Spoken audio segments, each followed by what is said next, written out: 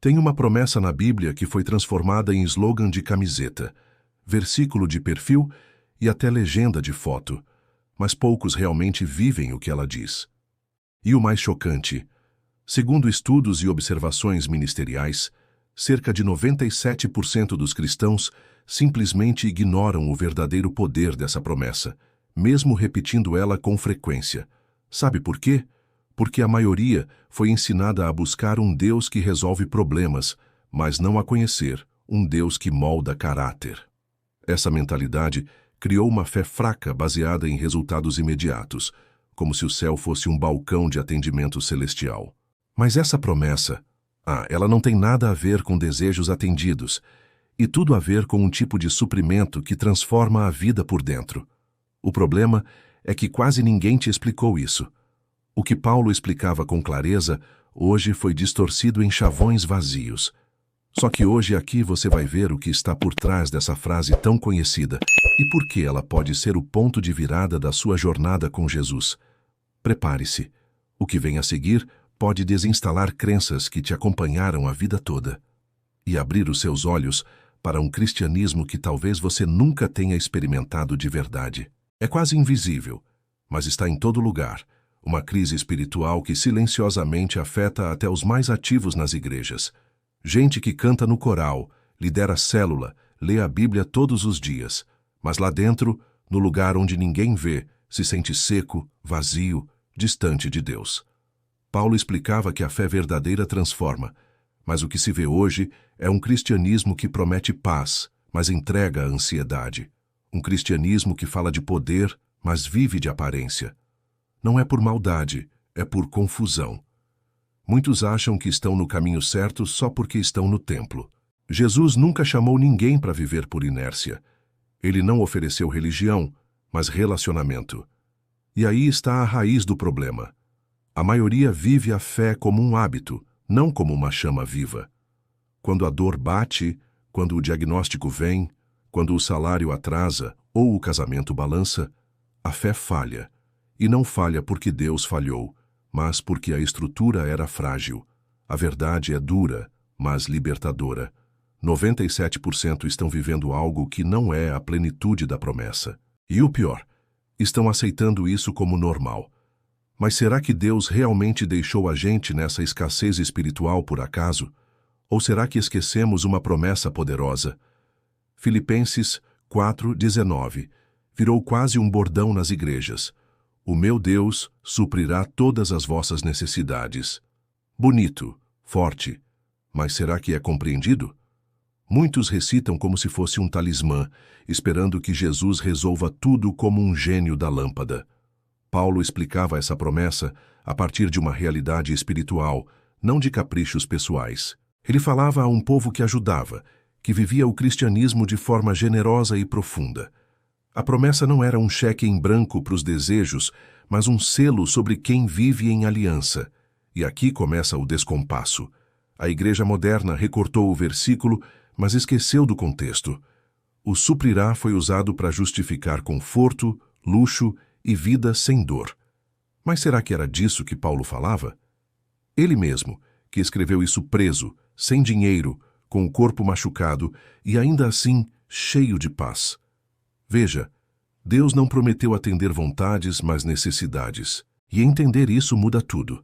Porque quando a gente começa a enxergar o que realmente é necessário, o texto ganha um novo brilho. E talvez o segredo esteja justamente nas entrelinhas desse versículo tão falado, mas pouco vivido. Cada palavra em Filipenses 4:19 é um universo inteiro quando lida com os olhos certos. Meu Deus, olha só isso. Paulo não diz um Deus ou o Deus, mas meu. Isso fala de intimidade, de quem não apenas conhece o nome de Jesus, mas anda com ele. É como quando uma criança fala, meu pai vai resolver, com aquela confiança inocente. Paulo explicava que a fé nasce da relação, não da repetição. Quem não caminha com Deus diariamente, dificilmente entende o que é depender dele em qualquer cenário. E não para por aí. Ele completa. Segundo as suas riquezas em glória. Aqui o foco muda totalmente. Não é segundo o nosso esforço, nem nosso merecimento. É segundo o que Deus tem e decide derramar. E o curioso, Deus nem sempre entrega o que a gente quer, mas sempre entrega o que a gente precisa, no tempo dele. E o termo necessidades? Aí sim pega na alma, porque inclui aquilo que nem sabemos que precisamos. Já pensou que talvez aquele atraso, aquela porta fechada, aquele não de Deus, tenha sido o maior cuidado que ele podia oferecer? A resposta que parecia ausência pode ter sido o início de algo muito maior. É estranho pensar nisso, mas e se o sofrimento for, na verdade, um presente disfarçado? Spurgeon, um dos maiores pregadores da história, lutava com uma depressão profunda. Mesmo assim, suas palavras carregavam uma autoridade espiritual que atravessava séculos. Isso não é coincidência. Paulo explicava que o poder de Deus se aperfeiçoa na fraqueza. E Jesus chorou, sentiu dor, foi rejeitado. Não fugiu do sofrimento, usou-o. O cristianismo autêntico entende que a dor não é prova de abandono, mas pode ser instrumento de cura. Quantas vezes a maior transformação nasce de um vale escuro? Às vezes, o silêncio de Deus está nos moldando, não nos punindo. Um exemplo prático? Aquela demissão que parecia o fim e virou o começo de um chamado. A doença que ensinou a orar com lágrimas e não com pressa. O sofrimento, quando visto com os olhos certos, revela o cuidado de um pai que não dá tudo o que queremos, mas tudo o que precisamos. E talvez, nesse processo, ele esteja revelando necessidades que nem sabíamos que existiam. Nem toda necessidade dá as caras. Algumas são óbvias: fome, dívida, saúde abalada. A gente clama sem pensar duas vezes. Outras a gente sente, mas não tem coragem de pedir. Quem nunca precisou de paz, mas se calou por vergonha de parecer fraco? Paulo explicava que Jesus conhece cada uma dessas carências, até as que a gente tenta esconder. Mas o que mais impressiona são as invisíveis, aquelas que só o céu enxerga. Proteção contra algo que ainda nem aconteceu, preparo para uma guerra que a gente nem sabe que virá. Quer ver um exemplo prático? Aquela pessoa que some da sua vida de repente, talvez tenha sido livramento. Aquela promoção que não veio, pode ter sido Deus te poupando de um ambiente tóxico. Isso é cristianismo vivo, confiar que até o que parece ausência pode ser provisão. O suprimento divino não tem rótulo humano. Deus age em dimensões que a nossa lógica não alcança. E mesmo assim continua suprindo cada área, mesmo que a gente só entenda depois.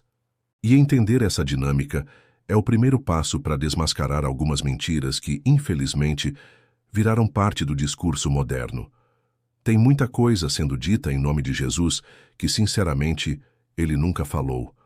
Uma das maiores mentiras modernas é que Deus existe para satisfazer nossos desejos. Como se o céu fosse um aplicativo de delivery espiritual. Paulo explicava o contrário, que viver o cristianismo é morrer para si mesmo. Outra distorção popular é essa ideia de que todo sofrimento vem do diabo. É cômodo pensar assim, né? Dá para apontar o dedo e fugir da cruz. Mas e se for Deus lapidando, ensinando, fortalecendo? Outra mentira que embriaga muita gente é confundir desejos com necessidades. Ah, eu preciso daquele carro, daquela promoção, daquela pessoa. Será? Jesus ensinava que onde está o nosso tesouro, ali está o coração. E tem ainda aquela expectativa perigosa de que Deus tem que agir no nosso tempo. Já viu gente abandonando a fé porque não recebeu o que pediu em uma semana de oração? A pressa é inimiga da fé. E quando essas mentiras viram doutrina, o resultado é frustração espiritual. Mas existe um jeito de se proteger, assumindo posturas práticas que alinham a vida com a promessa. A primeira chave é simples, mas profunda: mudar a forma de orar. A maioria ora como quem faz lista de supermercado. Senhor, me dá isso, resolve aquilo. Mas Paulo explicava que a oração deve ser centrada em Deus, não nos nossos desejos. Já experimentou orar perguntando: o que o Senhor quer que eu aprenda com isso? Essa mudança de perspectiva tira o foco do eu e nos aproxima do coração de Jesus. Uma oração assim não busca controle, busca comunhão. A segunda chave é reinterpretar as provações. Quando a porta se fecha, não significa castigo, às vezes é proteção. Quando o não vem, pode ser que Deus esteja dizendo: eu tenho algo melhor, espera mais um pouco. E aqui entra a terceira chave: praticar a gratidão antecipada.